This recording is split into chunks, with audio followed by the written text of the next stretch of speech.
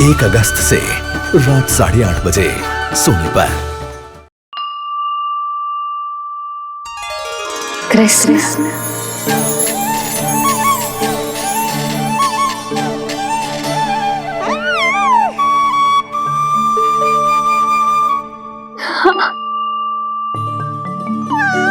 और जो मानवता के शत्रु हैं, उनके जीवन में ये नाम अशांति, असुरक्षा, भय उत्पन्न करेगा।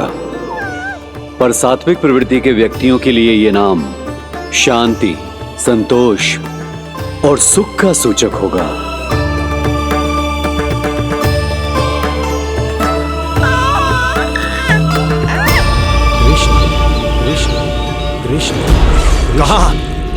कहां से आ रही है ये ध्वनियां? कहां से आ रही है ये ध्वनियां?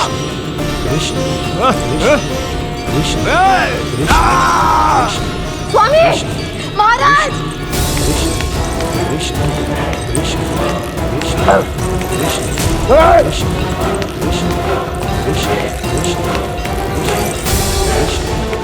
कैसी ध्वनि महाराज?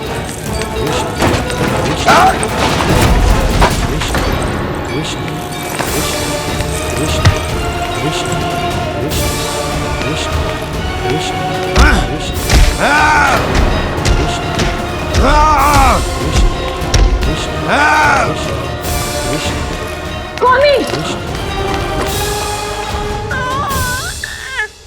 कृष्ण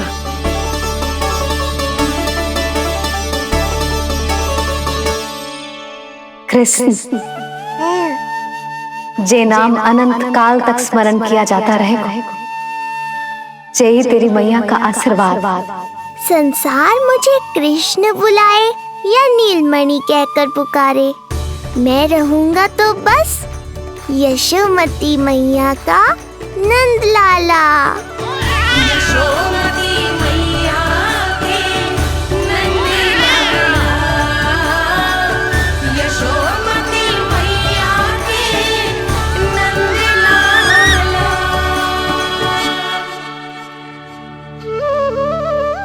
गुरुदेव, आपने मेरे लल्ला को इतना प्यारा नाम दिया है, उसके लिए आपका बहुत बहुत धन्यवाद। एक बार गोपियों को पता चलेगा तो देखना कैसे रटने लगेंगी मेरे लल्ला का नाम। इससे पहले कि आप सब बाहर जाकर किसी और को बताएं, एक कर्मकांड शेष है।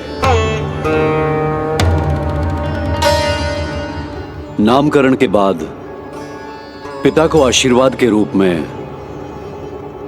कुछ न कुछ उपहार बालक को अवश्य देना चाहिए।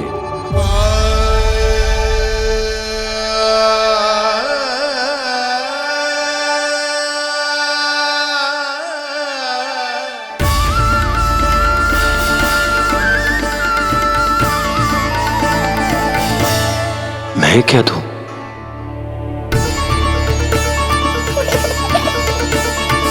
वासुदेव मेरे शिष्य हैं और उनकी अनुपस्थिति में यह दायित्व मैं निभाऊंगा।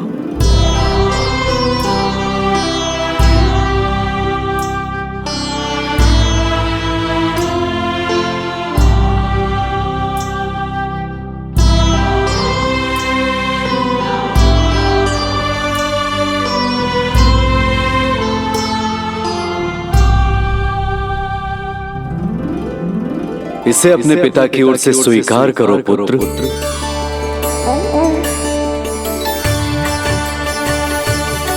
कल्याण हो।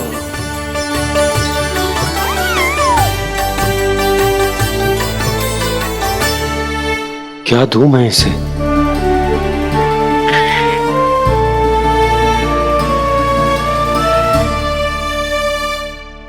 आप सोच क्या रहे हो? आशीर्वाद दो ना अपने कृष्ण को। अच्छा, सोच रहा हूं कि लल्ला को क्या दूं?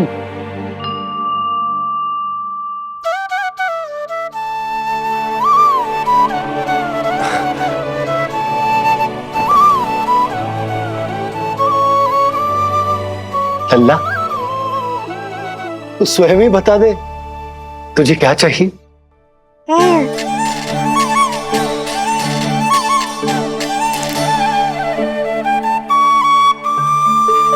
देखो जी, लल्ला ने ही आपकी उलझन समाप्त कर दी।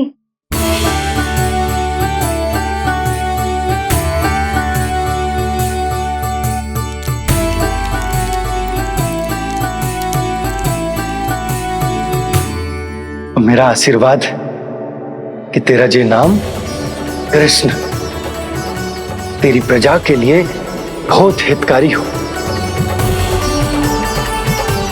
गुरुवर, आप भी इसे आशीर्वाद दें।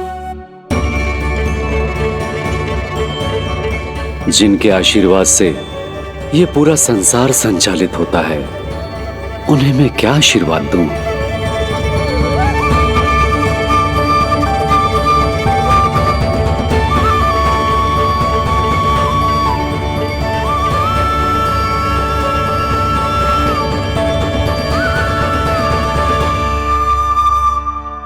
आपने तो मुझे मेरा नाम दिया है ऋषिवर। ये तो मेरा सौभाग्य था प्रभु कि आपने इस कार्य के लिए मुझे चुना। पर आपका कार्य अभी समाप्त नहीं हुआ ऋषिवर। एक विनती और है मेरी। आज्ञा दीजिए प्रभु, क्या करना होगा मुझे? बाबा को मेरी वास्तविक पहचान बतानी होगी आपको, और इन्हें इस बात के लिए मनाना होगा कि ये मैया को कभी भी मेरा सत्य पता ना चलने दे। पर प्रभु, मैं ये कैसे कर पाऊंगा? आप ही कर पाएंगे ऋषिवर, क्योंकि अब आप इस कृष्ण अवतार के मुख्य उद्देश्य को जानते हैं। बंद करो, बंद करो ये ध्वनिया। कौन सी ध्वनिया? ये ध्वनिया बंद करो, बंद करो। क्या सुनाई दे रहा है आप? ये शब्द जो मेरे कानों में गूंज रहा है। भारत समझिए। रुक जाइए। मुझे मारा।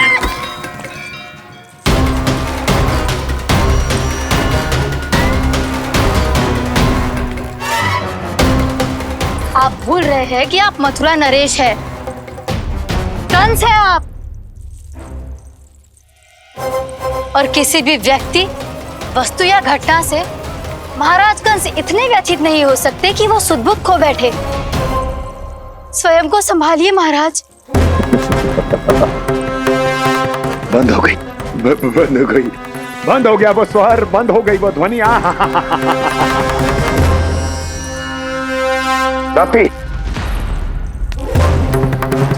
यूं मत सोचना कि मैं तुम्हें सुन नहीं रहा था।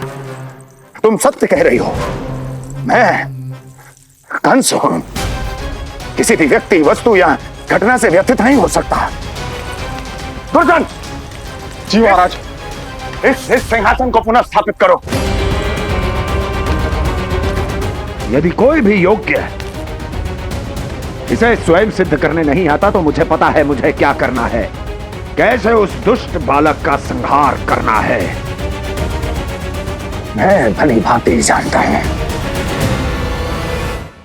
ये दायित्व आपको ही निभाना होगा ऋषिवर। इससे दो लाभ होंगे। एक तो मेरे बाबा कंस के कारण होने वाली चिंता से मुक्त हो जाएंगे, और आवश्यकता पड़ने पर मेरी पहचान को मैया से सुरक्षित रखने में सहायता भी करेंगे।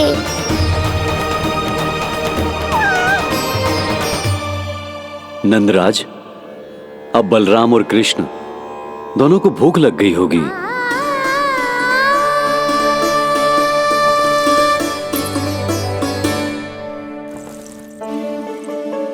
प्रणाम गुरुदेव। प्रणाम गुरुदेव।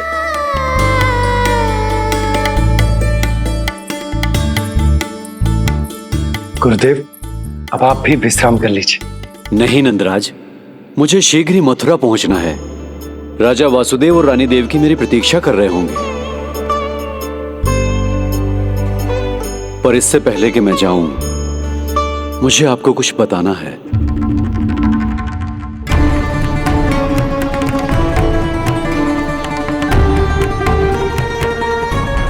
गुरुदेव, आपके ललाट पर बल पड़ गए। सब कुछ ठीक तो है ना? कहीं आप मुझे कंस के बारे में तो ना बताना चाहते? गुरुदेव, मैं जानता हूं कि कंस नवजात शिशुओं की हत्या करवा रहा है।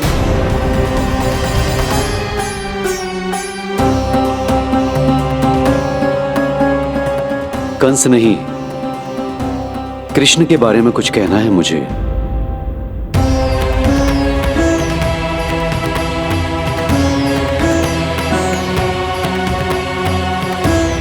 बताइए गुरुवर।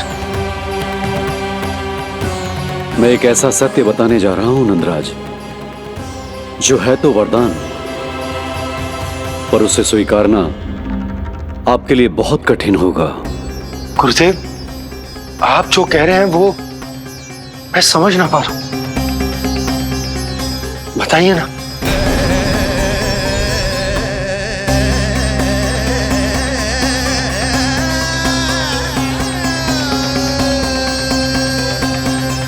बताइए ना गुरुवर।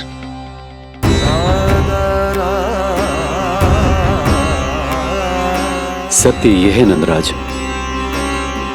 कृष्ण राजा वासुदेव के पुत्र हैं। कृष्ण राजा वासुदेव के पुत्र हैं। कृष्ण राजा वासुदेव के पुत्र हैं।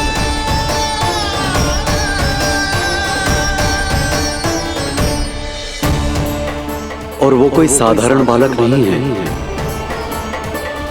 स्वयं श्री हरि विष्णु के अवतार हैं। और वो कोई साधारण बालक नहीं है, स्वयं श्री हरि विष्णु के अवतार हैं।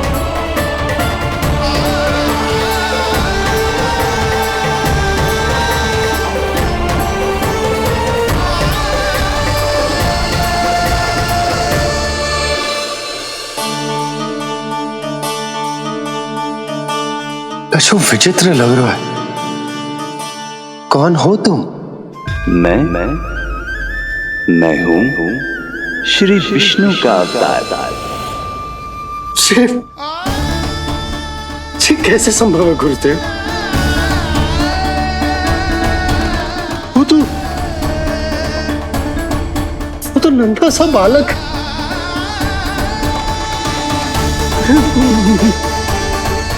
वो श्री नारायण का अवतार कैसे हो सकता है? और गुरुदेव, आप ये सोच भी कैसे सकते हैं कि वो मेरा लल्ला वसुदेव भैया का पुत्र है? यही सत्य है नंदराज, पिछले जन्म में मिले वरदान का फल है ये।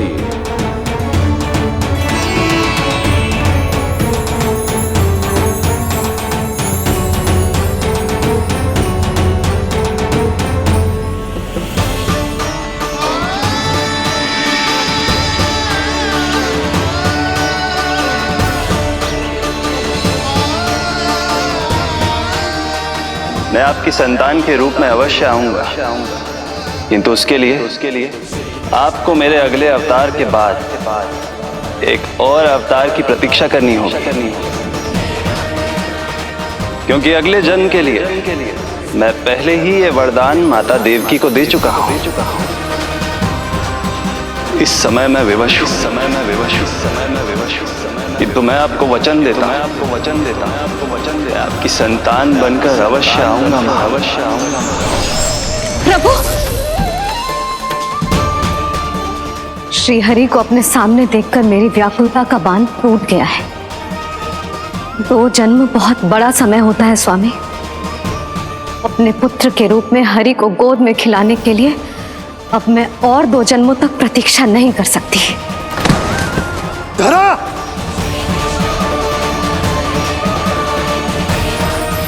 माता देवकी को मैं पहले ही वचन दे चुका हूं, इसलिए विधि के विधान के अनुसार मुझे उन्हीं का पुत्र बनकर जन्म लेना होगा। किंतु आपकी आतुरता का अनुभव करने के बाद अब मैं भी आपका स्नेह पाने से स्वयं को और वंचित नहीं रख सकता। ये जो भी हो रहा है प्रभु की ही लीला है। कृष्ण के जन्म के तुरंत बाद भगवान विष्णु के आदेश पर वासुदेव जी के यहां आना पड़ा और आपकी और रानी यशोदा की पुत्री को अपने पुत्र के साथ बदलना पड़ा और इस तरह कृष्ण आपके और रानी यशोदा के पुत्र बन गए।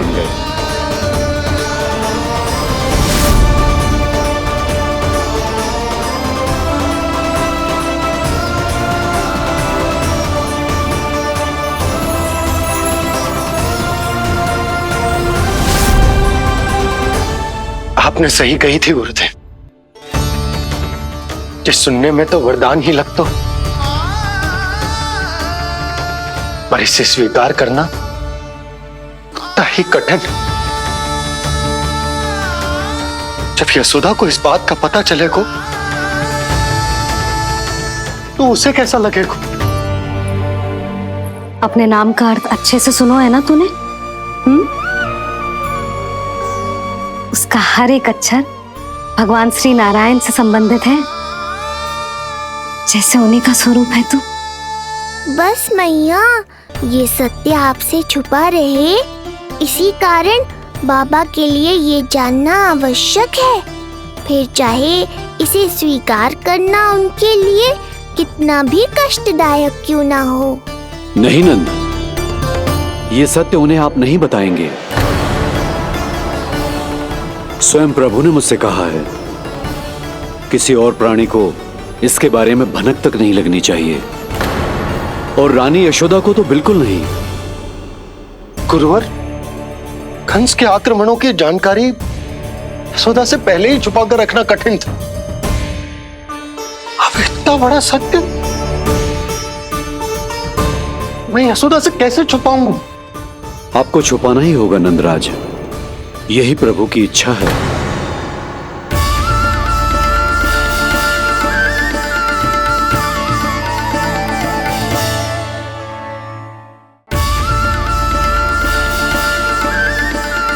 पर क्यों गुरुवर? ताकि नारायण अपनी मैया की ममता का अनुभव कर पाएं। यही तो उनके अवतार का मुख्य उद्देश्य है। मुख्य उद्देश्य? हाँ नंदराज, नर नारायण के अवतार में अपनी तपस्या करते समय प्रभु ने जो अनुभव किया था, उसके कारण ममता के सुख का अनुभव करने के लिए प्रभु व्याकुल हो उठे थे। ऐसा क्या हुआ था, मुझे भी बताइए। हो सकता है ये बात इस सत्य को स्वीकार करने में मेरी सहायता करे। बहुत समय पहले की बात है। अनेक देवी देवता परम प्रभु विष्णु के पास बैकुंठ गए थे। वहां प्रभु की आंखों में आंसू देखकर वो सभी स्तब्ध रह गए।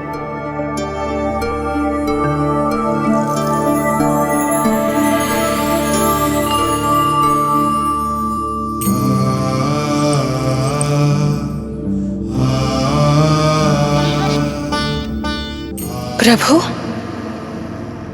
आपकी आंखों में आंसू?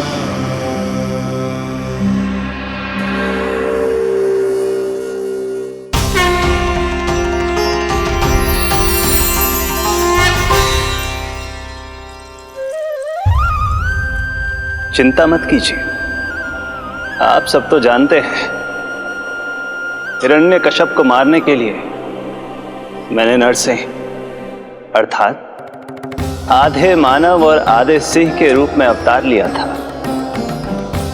उस राक्षस का वध करने के बाद नर और सिंह दोनों भागों ने अलग अलग होकर नर और नारायण के रूप में पुनः जन्म लिया। वर्तमान में वो दोनों बद्रिकाश्रम में तपस्या कर रहे हैं।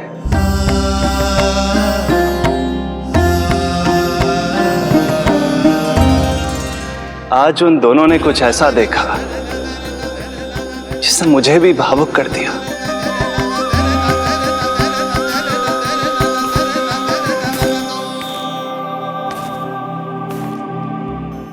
सखा, ये युवक कौन है? निकट के एक गांव के धनी व्यापारी का पुत्र है ये। प्रत्येक संध्या वन के उस पार ये अपनी प्रेयसी से मिलने जाता है और फिर रात्रि भर उस नर्तकी के साथ सहवास करने के बाद सुबह अपने निवास को लौट आता है। यदि यही इसका नित्य क्रम है, तो फिर आज ये इतने तनाव में क्यों है?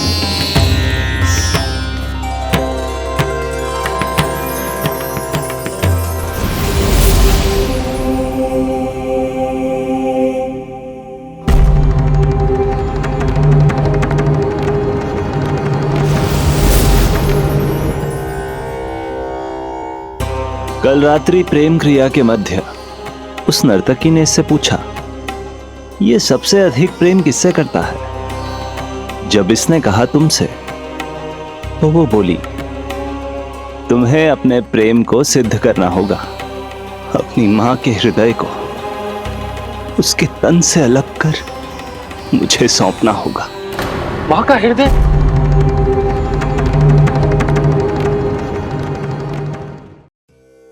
फिर क्या हुआ प्रभु?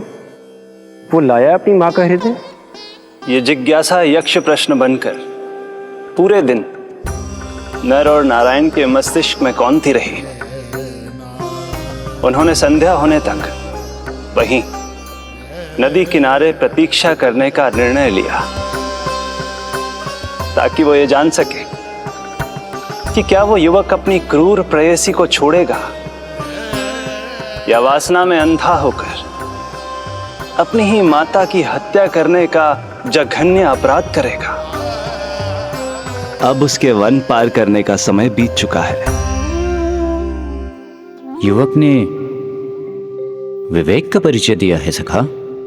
हे प्रभु, आपका कोटि कोटि धन्यवाद।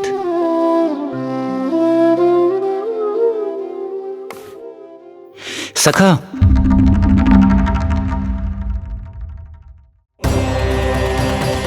सखा मुझे बताओ, जो अकल्पनीय था कहीं वो घट तो नहीं गया?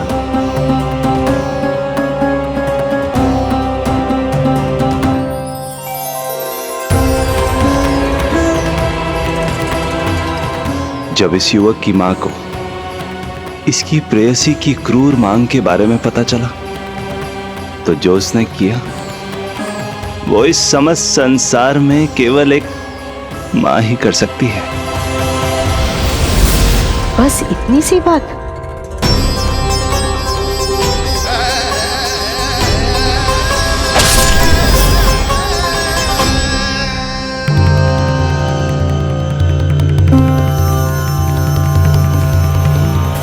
संभाल के मेरे बेटे, कहीं चोट ना लग जाए तुझे। संभाल के मेरे बेटे, कहीं चोट ना लग जाए तुझे। संभाल के मेरे बेटे, कहीं चोट ना लग जाए तुझे। ये तो उसकी मां की पुकार है। मां, मैंने क्या कर दिया मां? मां!